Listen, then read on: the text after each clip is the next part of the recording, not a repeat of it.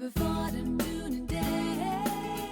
Hi, I'm Andrew Ford, one of the founding partners of Ford Doonan Air Conditioning. I'm here today to share the top 10 tips when buying reverse cycle ducted air conditioning. So you can get the right product, the right price, and you too can have a Ford Doonan day.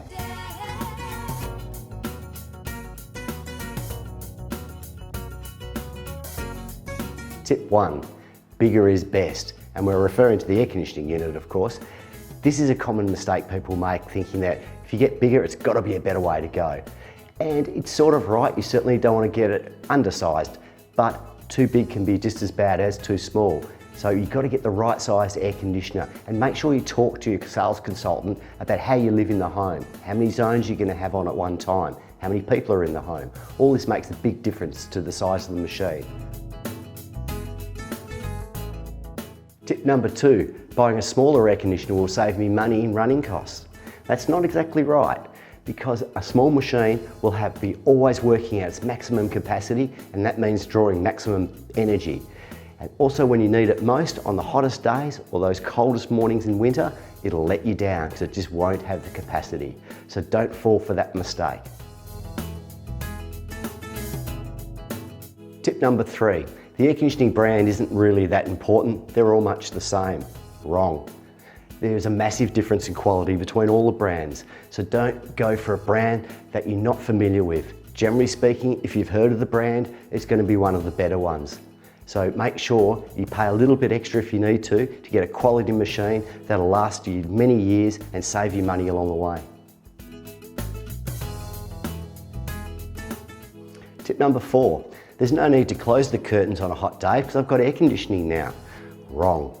When sunlight comes directly into a room, it's almost impossible to maintain comfort conditions. So it's critical that you shut those curtains and keep the direct sun out of any room that you're in, especially when you know it's going to be a hot day. That way it gives the air conditioner a chance to actually get on top of that heat load and bring down the room temperature just right.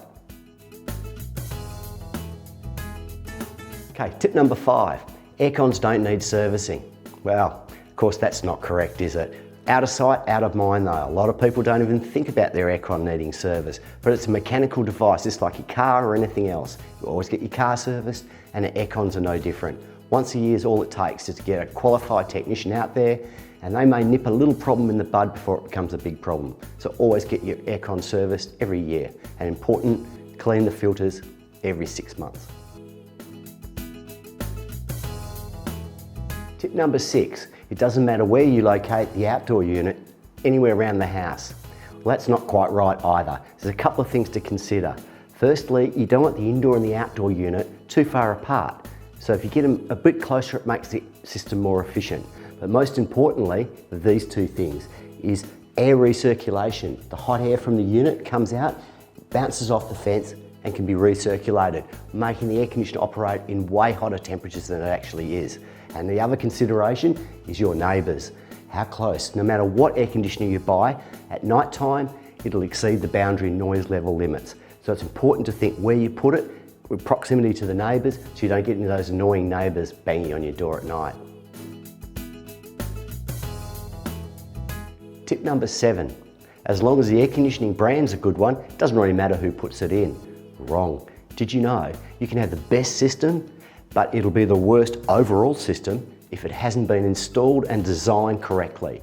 Massive running cost savings of up to $500 a year can be achieved with a good quality design and installation versus a poor one. Tip number 8, you don't need any of these new smart controllers. They're a waste of money. Well, we don't agree with that. Today's technology with these smart controllers has revolutionised the way the air conditioning operates in the home. They've got Wi-Fi, 4G connectivity, and the best of all, you've got proportional zone control. So instead of just turning a zone on and off, you can actually regulate the percentage that the zone opens. So that allows the homeowner to air balance themselves and adjust temperatures throughout the home. So is a smart controller worthwhile? We think it is. Tip number 9, get 5 or 6 quotes and go for the cheapest one. Wrong. Did you know our industry is largely unregulated? So it's the company you choose dictates the quality of the installation and your overall performance. We've been going 35 years, and do you know how many times customers didn't buy off us the first time, but the second time they did because they learnt the hard way? Let's not forget the price triangle. Price, service, quality. You can have any two, but you can't have all three. Choose wisely. Tip number 10, room temperature sensors. How many should I get? In buyer's tip number 8, we spoke about the smart controllers and the virtues of those. Part of the smart controller is to be able to buy room temperature sensors. Now the room temperature sensors sit in a bedroom, for example, and allow that bedroom to be at a different temperature to other parts of the house. But putting too many temperature sensors on is not necessarily the way to go. We believe 4 to 5 is the optimal number to make it a great system for you and your family, so you too have a Ford Doonan day. Choose Ford Doonan, the trusted name in air conditioning. Have a Ford Doonan day.